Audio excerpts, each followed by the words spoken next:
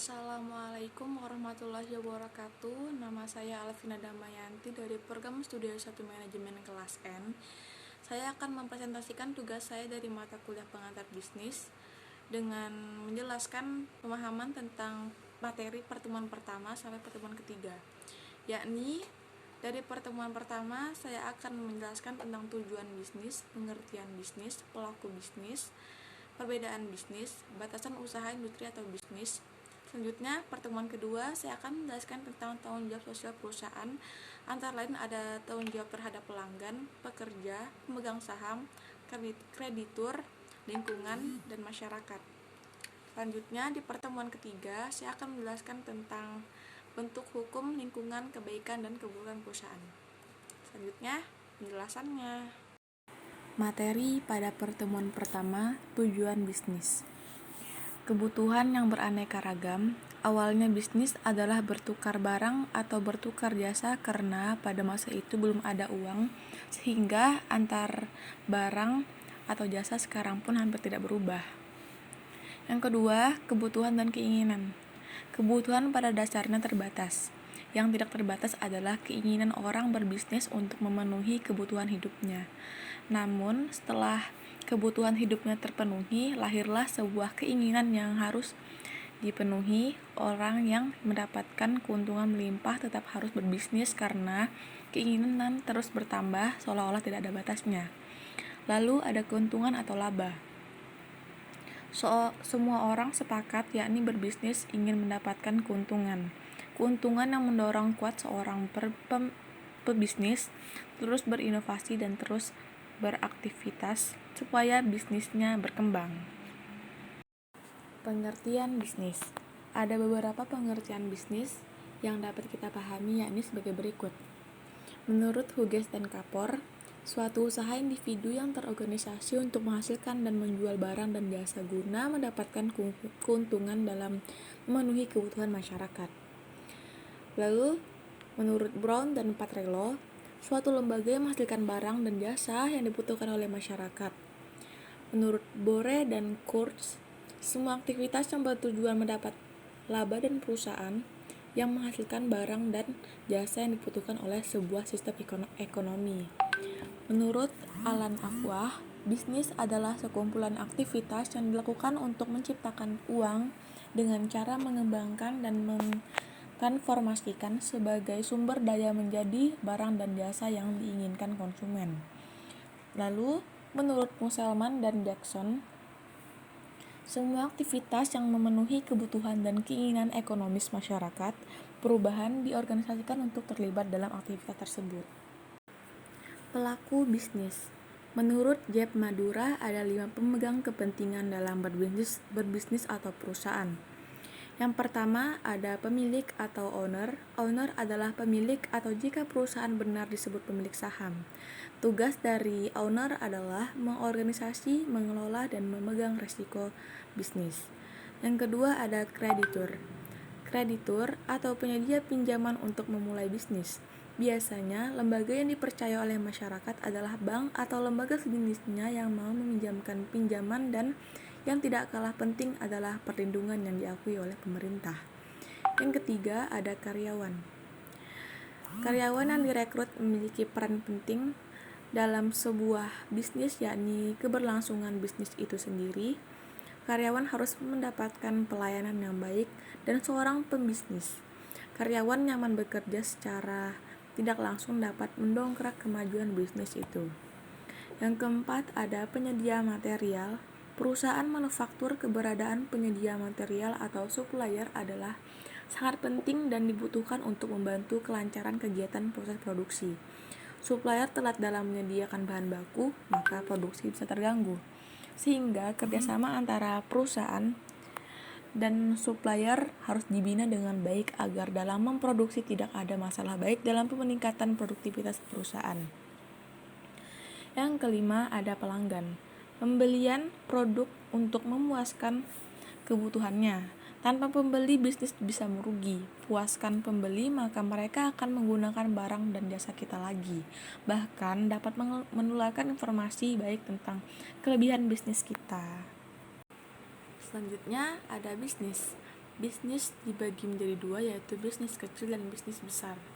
Yang pertama ada bisnis kecil. 1. Umumnya pemilik jadi manajer. 2. Daerah operasi lokal. 3. Organisasi sederhana. 4. Pemilik intim dengan karyawan. 5. Banyak kegagalan. Dan yang keenam, pemilik serba bisa. Lalu ada bisnis besar, yaitu 1. Manajer bukan pemilik. 2. Regional atau nasional. 3. Organisasi kompleks. 4. Pemilik tidak kenal dengan karyawan. 5. Jarang orang gagal. Yang keenam, ada manajemen spesialis. Batasan usaha, industri, atau bisnis. Industri kecil adalah perusahaan yang mempunyai kegiatan usaha di bidang industri dengan nilai investasi paling banyak 20 juta, tidak termasuk nilai tanah dan bangunan, serta mempunyai penjualan per tahun 1 miliar atau kurang. Industri menengah adalah perusahaan yang mempunyai kegiatan usaha di bidang industri dengan nilai investasi paling banyak 200 juta atau paling banyak 10 miliar, tidak termasuk nilai tanah dan bangunan, serta mempunyai penjualan per tahun lebih besar dari 1 miliar namun kurang dari 50 miliar. Lalu ada industri besar. Adalah perusahaan yang memiliki kegiatan usaha di bidang industri dengan nilai investasi lebih 10 miliar, tidak termasuk nilai tanah dan bangunan tempat usaha, serta mempunyai nilai penjualan per tahun lebih besar 50 miliar, sedangkan batas mengenai ukuran usaha dilihat dari jumlah tenaga kerja.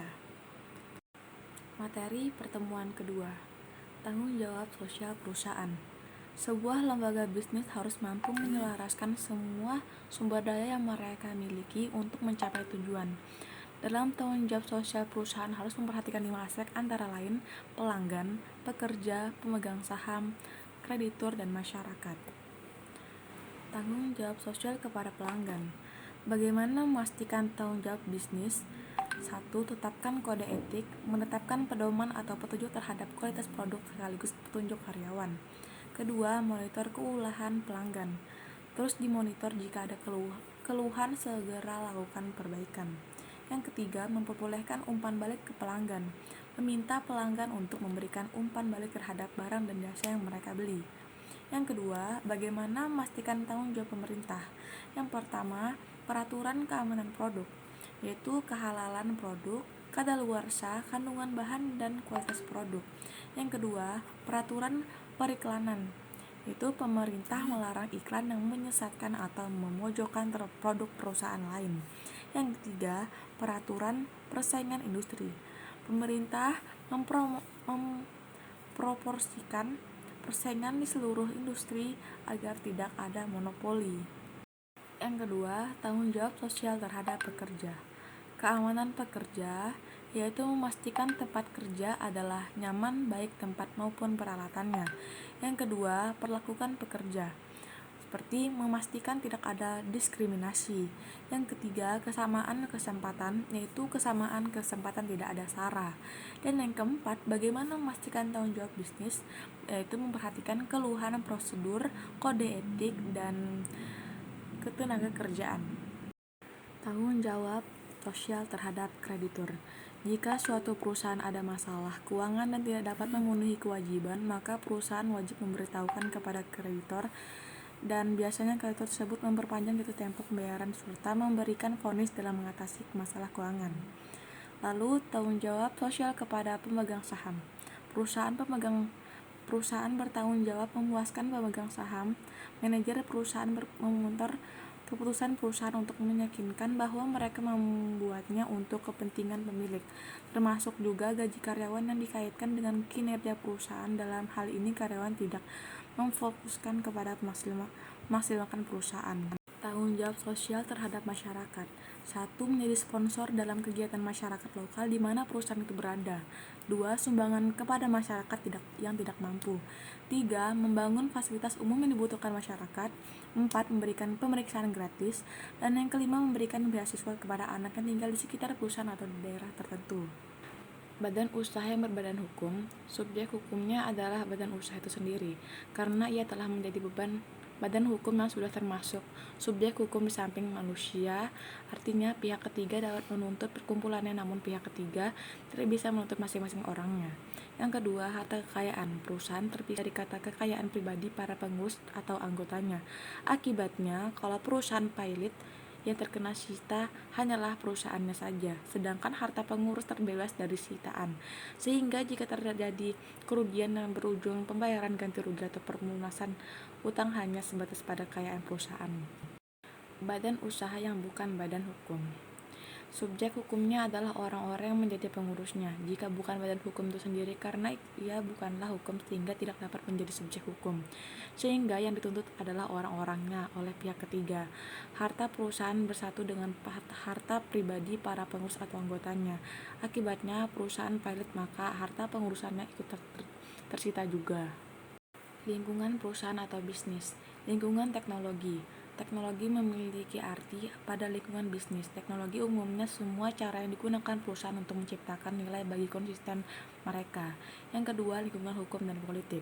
Ini mencerminkan hubungan antara dunia bisnis dan pemerintah, biasanya dalam bentuk aturan bisnis. Yang ketiga, lingkungan sosial budaya. Ini mencakup adat istiadat, kebiasaan, nilai, dan karakteristik demografis masyarakat di tempat organisasi tertentu beroperasi. Yang keempat, lingkungan bisnis. Tidak dipungkiri perkembangan bisnis begitu cepat dan lebih kompleks dibanding semuanya. Dewasa ini siklus barang dan jasa lebih cepat sehingga terbentuknya peluang bisnis yang lain seperti sebelumnya dan interaksi seperti perusahaan perseorangan, yaitu perusahaan yang dimiliki satu individu, akan tetapi dalam prakteknya badan usaha ini kerap kali merupakan perusahaan keluarga, yakni perusahaan yang menggunakan seluruh atau sebagian anggota keluarganya untuk menjalankannya. Kebaikan perusahaan perseorangan adalah mudah didirikan, memulai usaha modal kecil, pengelolaan fleksibel dan bebas, kerahasiaan usaha terjamin. Kelemahannya adalah pertanggungjawaban tak terbatas, modal terbatas, kualitas manajerial dan pekerjaan terbatas, kelangsungan operasi perusahaan terbatas. Perusahaan perkongsian pada umumnya tidak banyak berbeda dengan perusahaan perseorangan. Salah satu poin terpenting adalah menggabungkan sumber daya yang dimiliki kedua belah pihak untuk kerjasama di bidang usaha yang diminati bersama, baik perkongsian modal dengan modal dan tenaga atau modal dengan tenaga saja. Kebaikannya adalah lebih banyak modal dikumpulkan, lebih banyak keahlian yang diperoleh, dan umur usaha lebih panjang. Kelemahannya adalah perusahaan perkongsian masih terdapat masalah tanggung jawab yang tidak terbatas, tetapi ini berlaku hanya general partner yang harus membayar semua utang perusahaan baik dari perusahaan maupun kekayaan pribadi. Perusahaan perseorangan terbatas. Kegiatan usaha yang didirikan berdasarkan badan hukum yang didirikan berdasarkan notaris, di mana dokumen dikemukakan di depan seperti tujuan perusahaan, saham yang dikeluarkan, usaha yang dijalankan, dan nama-nama pimpinan yang akan menjalankan perusahaan yang didirikan. Kelebihan perusahaan terbatas adalah: 1. Tanggung jawab terbatas. Saham perusahaan mudah ditunaikan, pengelolaannya lebih profesional. Kekurangannya adalah pendiriannya lebih kompleks, 2 kali pembayaran pajak, 3. Peraturan yang dipatuhi lebih banyak, 4. Sukar merahasiakan perusahaan, dan 5. Dapat mengurangi motivasi kerja. Sekian dari tugas presentasi saya mengenai mata kuliah pengantar bisnis. Jika ada kesalahan atau kekurangan, mohon maaf. Wassalamualaikum warahmatullahi wabarakatuh.